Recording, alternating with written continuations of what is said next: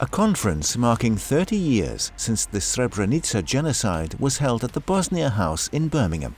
Organised by the Bosnia and Herzegovina UK network in collaboration with the Montfort University Leicester, the event was hosted by Dr. Sadique, Associate Professor at the Montfort University, and Anes Ceric, CEO of the Bosnia and Herzegovina UK network. The conference aimed to reflect on the 3 decades since the genocide, delving into lived experiences, educational efforts and current challenges facing Bosnia and Herzegovina.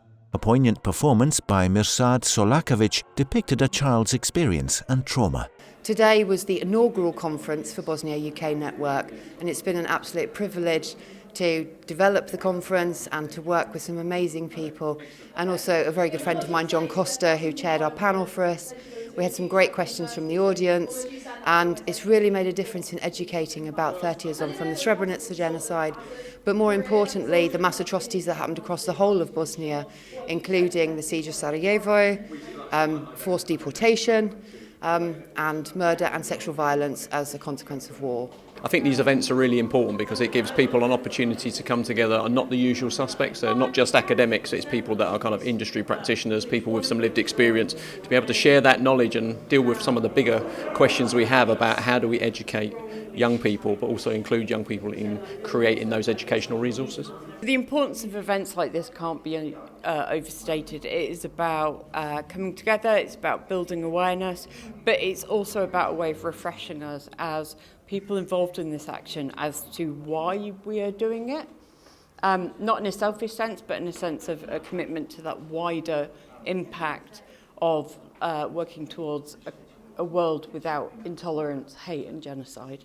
We've actually learned quite a lot, and one thing about these recent incidences of violence, I mean, not only in Bosnia and Herzegovina and Rwanda, but also in Ukraine, Gaza, the other genocides that are happening around the world, is we are getting better and better at documenting and collecting evidence about them, which means that it's impossible to deny on the basis of facts. It's impossible to make the claim that people don't know what's happened, and that means that if people want to deny, they have to be honest about denying and state a different reason for that. This is a kind of progress. It's forcing us to be more honest, and when we get to know more and understand better these strategies of denial, then we might be also a little bit better at understanding and recognizing one another.